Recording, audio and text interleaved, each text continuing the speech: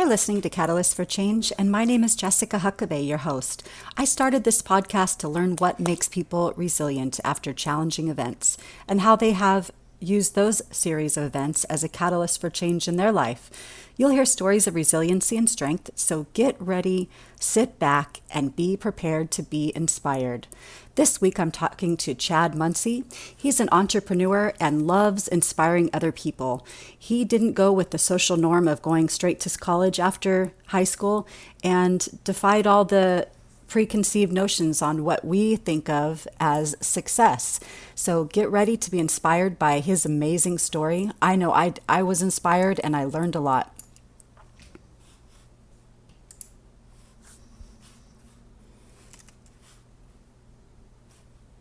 Chad, thanks for coming on the podcast today. It was really nice to read more about you and to listen to some of the things that you're doing on your podcast that you have, and just the amazing story that you have from starting a business when you were a youngster and then how it developed from there. It's just been something, a work ethic that's been in you your whole life. Can you tell me a little bit about your story and how that all began? Yeah, absolutely. So first off, Jessica, I really appreciate you asking me to come on here. Even though I have a podcast, I don't ever get asked to be on podcasts, and it was really cool to meet you. And then you're like, "Hey, come on my podcast." So I appreciate you having me on here. I don't ever get to tell my story, so it is nice to be able to tell it once and for all. Oh, very So nice. yeah, so my story is. There's a lot of ups and downs, and it started when I was young. I always knew that I wanted to be some type of business person or an owner or entrepreneur. And even though I didn't really know what word to use or what to call it, I knew that I wanted to create something of my own, and that's how I was going to make money. And finding my way as a kid was a little tough. I didn't have any crazy circumstances where my family was, we weren't wealthy, but we weren't poor. We had things. My mom and dad divorced when I was 7, but it was amicable. It was an okay thing. Everybody knew about it, but I always knew that I did not like school. I did not like going to school because I felt like, and maybe it was just the classes I was in, I felt like they squashed my creativity. And when I was young, me and my brother, we lived in a neighborhood, and I would go around to houses, and this was kind of my first business venture. And I would ask people, I'd knock on doors and ask them if I could wash their car. And we had a little business we started, and we couldn't drive. We were like 12 and 13, but we would ask people if we'd wash their car. We called it the Sud Bucket, and we called it mobile car washing, but we could not go anywhere but our neighborhood because we had to walk and carry Yeah. buckets and stuff.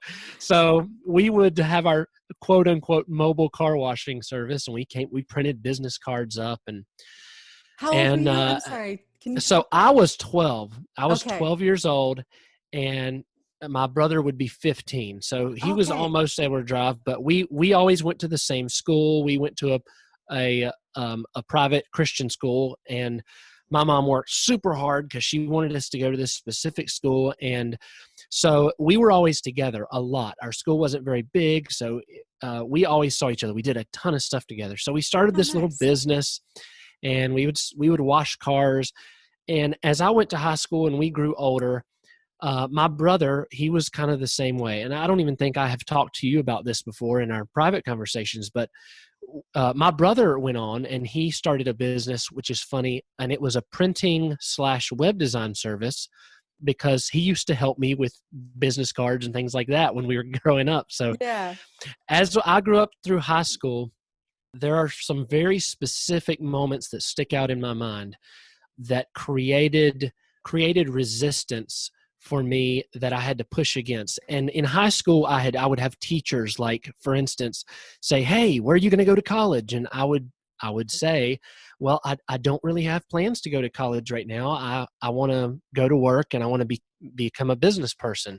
And I would have teachers argue with me, "No, you need to go get your school. You need to go to college." And I said, "Well, I just don't feel like that's for me." And so I would have this resistance, and I almost think it caused me to push through that resistance and be hard-headed and say, "No, I'm going to go do my own thing." So When I graduated high school, I had that in my mind. I was like, I'm going to go prove everybody wrong. Well, I didn't know how hard this road would be, proving everybody wrong, but it was quite hard.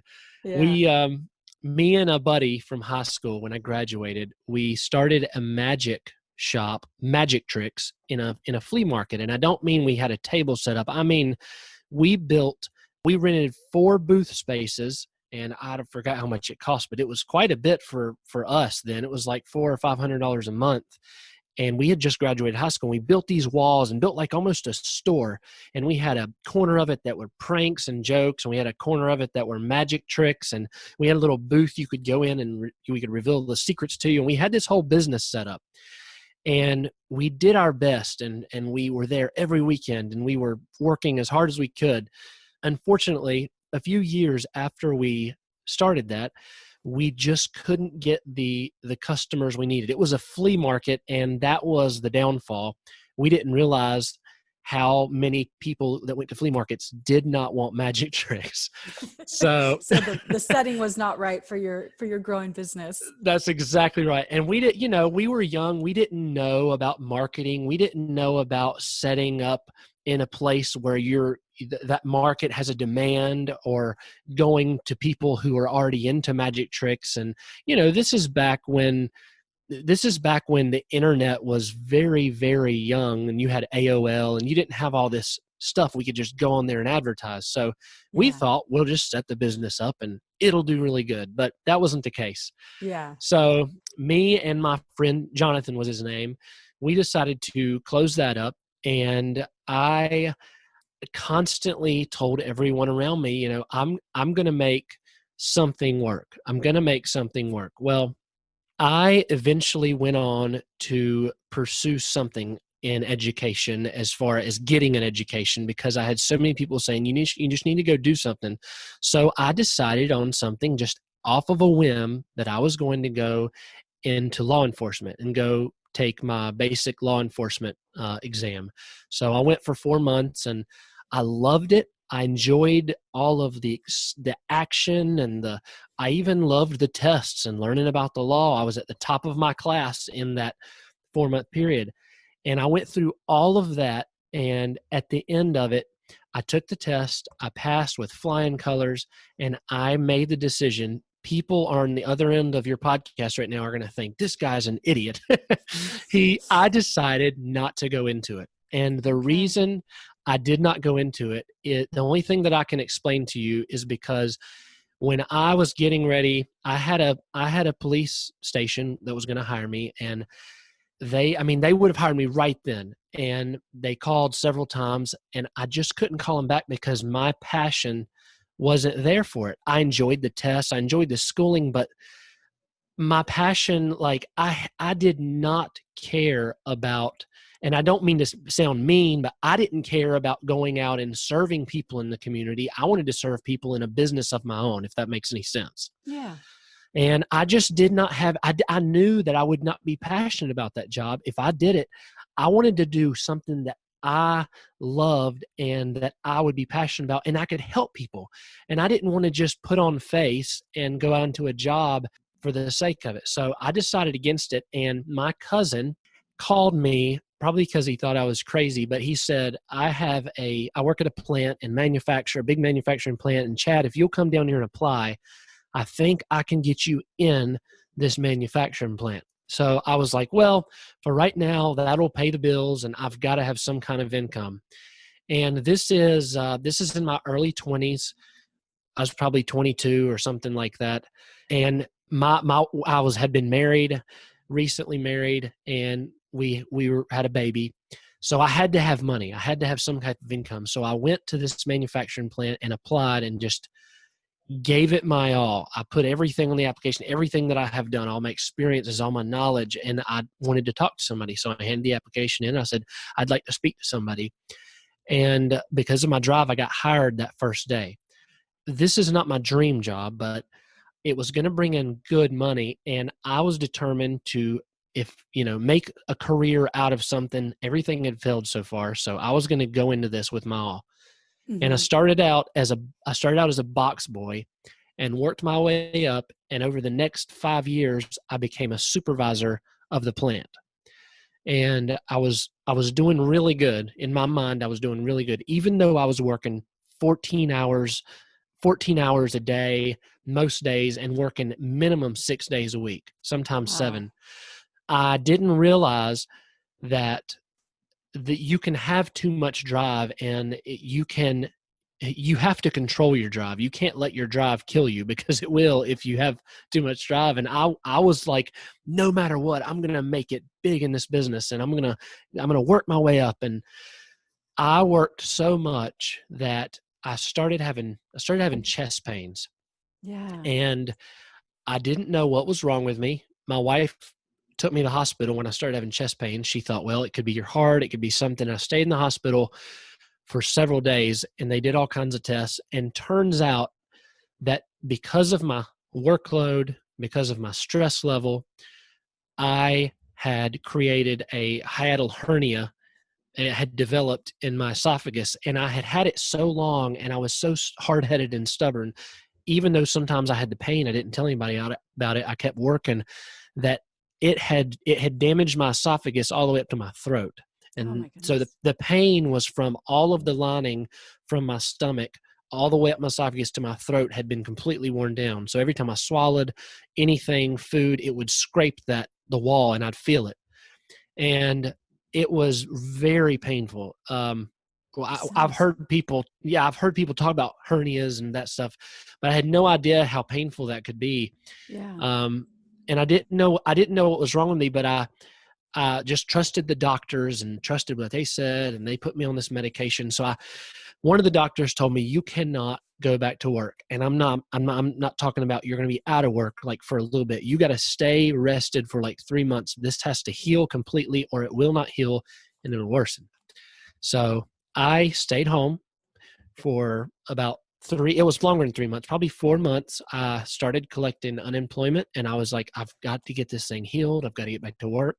Hmm. And the day that I felt like I could go back to work, I called in, and my job was no longer available. Oh my so, gosh.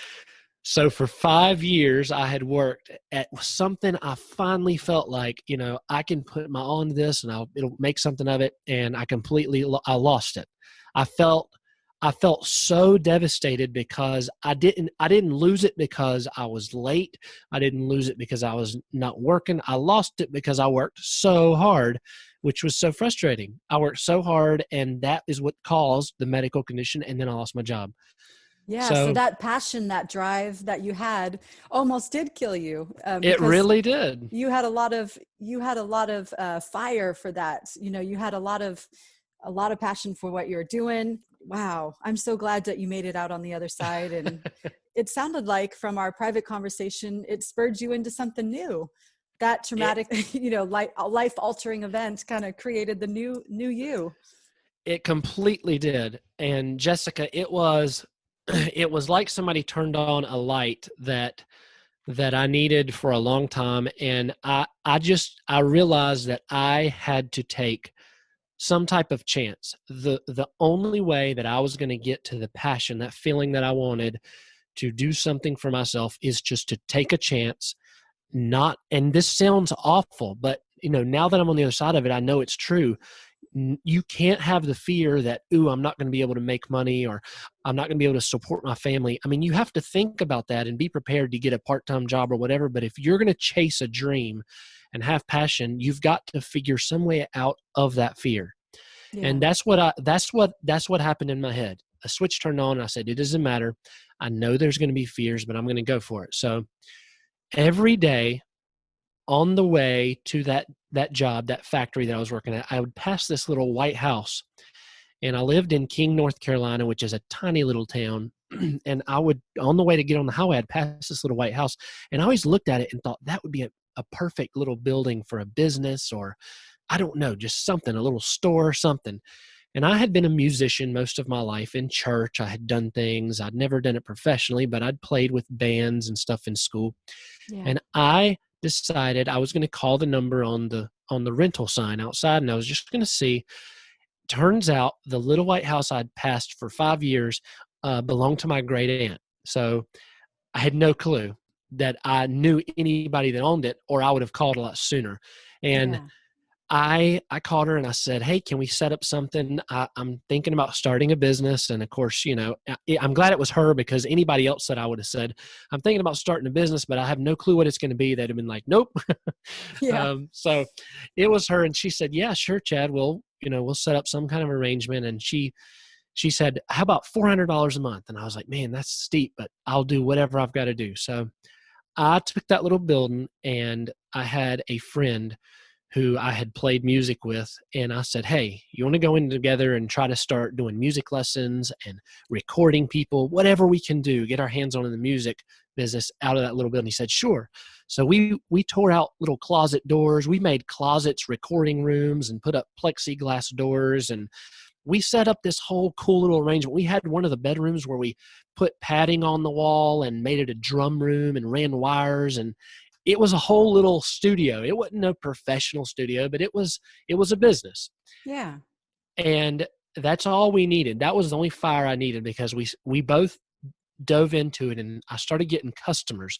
I started getting some traction with people having lessons, and there was nothing big. There wasn't any big albums we recorded, but we would have a church group come in and pay us, to me, what was a lot of money, like $1,000 to record them. I was like, man, I've never been able to make that off of one job before. Yeah. So we had all these jobs lined up, and we decided that I was going to handle one part of the business and he was going to handle one part of the business. And neither one of us messed with either parts of our business. It just worked. He did marketing and he did contact with customers, and I did recording and some of the lessons. We had this arrangement and agreement, and it was like he knew what he was doing. I knew what I was doing. Well, one day I came in after a couple, probably a year, almost 2 years, probably a year and 9 months, where we had been going solid. And I came into the business and he was packing up his stuff. And out of the blue, I was like, "Well, what's going on, man?" And he said, I'm moving on to other things. I can't really explain it. I just feel like it's time to move on." And I don't fault him. Wow. He had to do what he had to do. But to Yeah. me, it was tragic, because I had finally found this passion. And it was tragic because I was losing half of the business literally right then. And I was going to have to figure a whole nother thing out. I was going to have a whole nother set of fears. Yeah. So he left, and I tried to rebrand it, and I started doing pretty good. And about 3 months into me rebranding it and moving stuff around and making a whole new setup, I just renamed it. I had an older gentleman walk in, and he was probably in his late 60s, early 70s. But do you remember when Chrysler came out with the new Chrysler 300, the square sporty town cars? Oh yeah. Yeah. I remember that. So yeah, I had never seen one like this. It was like a brand new model, and to me, it could have been a Ferrari for all I was concerned. I was driving around some old Ford Taurus or something, and he drove up in this fancy new car, and I was like, man, he knows what he's doing. And he came in, and it was just impressive to me. And he asked me if I had any plans to ever sell the business or what my plans were to build it. And I didn't know how to answer him. So he said, "Hey, why don't we set up a meeting at my house and go from there?" The gentleman's name, who I proudly say, his name was Guy Caton, and he became one of my mentors. I went to his house, and I drove into this fancy neighborhood. These houses, a house bigger than any house I had ever seen. And I pulled up in the driveway. I went in and went down to his basement, which was a full with a kitchen. And it was just beautiful, huge house. And he sat down with me and he said, "Chad, I want to go into this with you, and I want to be your partner."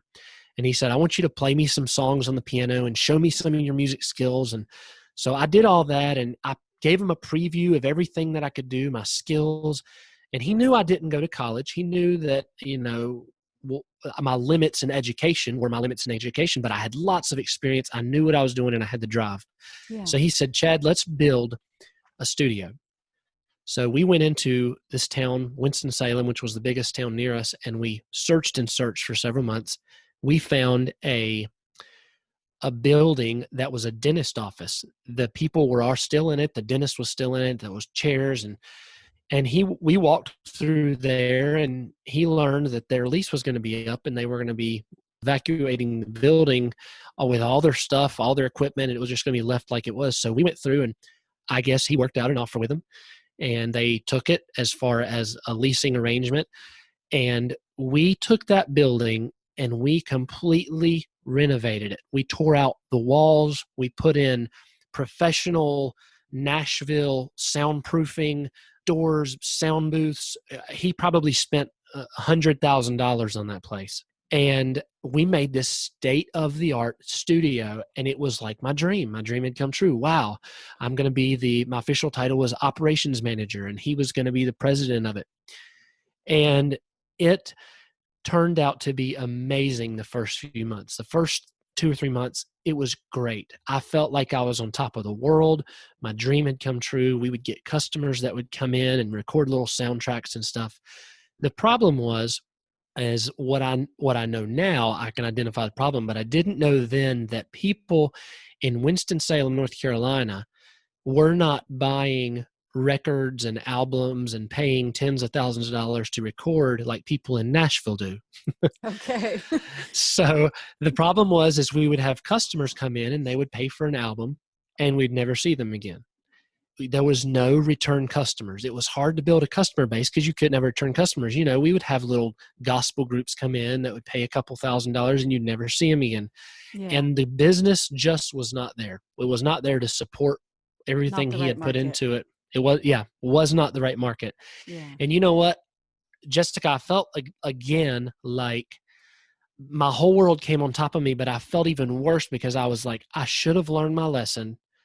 And, you know, at this time I was mad at myself because I'm like, you've done this before. You should have learned your lesson. You've tried to start a business before. You didn't know what you were doing. You didn't know the right market. And I felt like that, just like that again, because I had to go and figure a way how to support my family. So the next thing that happened is kind of my turning point. I went into not for a long time, but I went into the company that this gentleman had started. He had this big company and they made millions of dollars. And because I knew him, of course, he got me a decent job in there. And I worked my way up really quickly. It was something I didn't love doing. I didn't really care about it. It was selling two-way radio systems. And I didn't really care anything about two-way radio systems, but I was able to work my way up to a salesman and director of marketing, and I was getting paid way more than I was worth. The problem is, as you already know now, I wanted to be passionate about something. That was like my dream. I want to be passionate about something. And I quit one day. Long story short, I was in this amazing position and I was making good money and I quit. I said, I can't do it. I'm getting stressed out again because I don't love what I'm doing.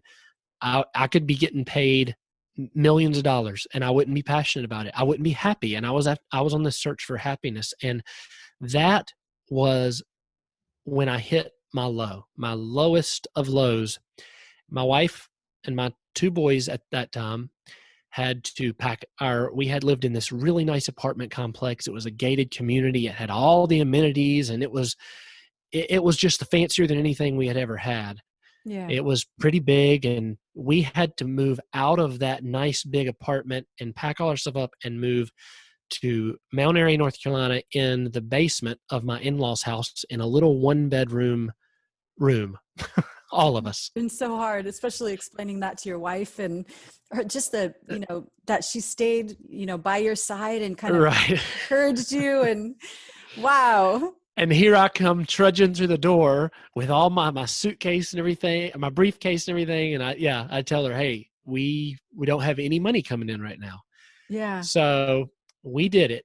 We did it for a whole year. We lived in a little room. We didn't have any kind of little, we didn't have a kitchen down there. We had to go upstairs and we would eat with them every day. And then we'd go back downstairs to our little one bed thing and we'd all sleep in there. And it was really hard, but I would not take anything for that because I learned at that point that I was going to be if I kept depending on people to get me places, if I kept depending for a long time, I had depended on that studio and then him helping me and then that other job. And I was not going to depend on anybody else at this time. I was going to do it on my own. So I started cleaning and pressure washing houses.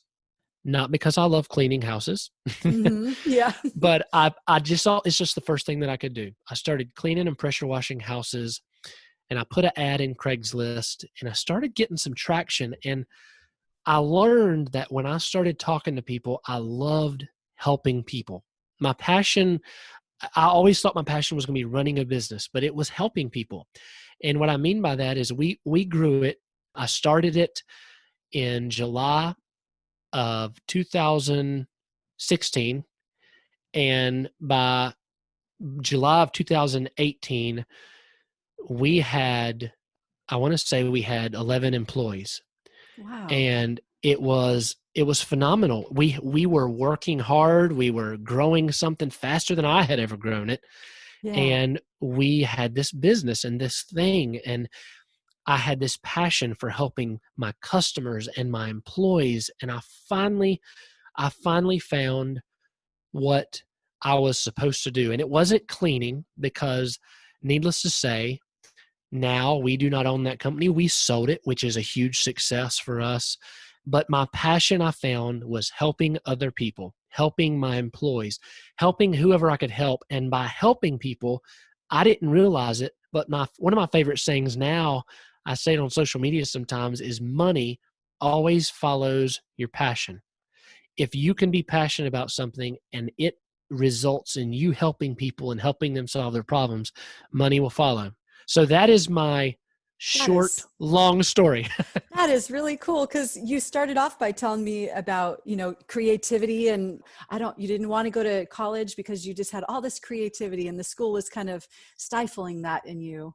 And you found a way to use that creativity and that drive and that passion for something that to helping people. It didn't matter if it was selling widgets or cleaning, pressure washing houses, or, you Absolutely. found a way to do something creative and help people at the same time and make a good amount of money. And you had a wonderful family that stood by you and supported you, it sounds like. So, wow, that is a really cool story.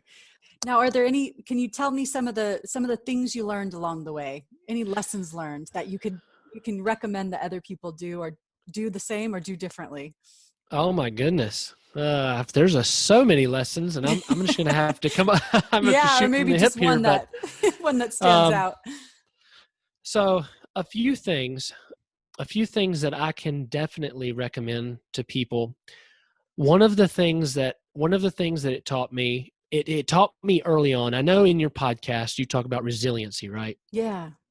So it taught me first and foremost that unless you're resilient, you will not be happy in your success. Like, you won't be happy. It doesn't matter if you get a job and you love your job. If you're not resilient enough to put in the work and the effort and go over and above and beyond, you're not going to be happy in that job. If you start a business or you want to become an entrepreneur, if you're not resilient enough to bounce back from your failures and stop fearing everything, you're not going to be happy in that success either. So it taught me that if I wasn't resilient and I didn't bounce back and I didn't overcome my mind saying you're a failure, you've done this before, then I would have never had that success. And more importantly, I would have never had my version of success, which was happiness and my passion for helping people.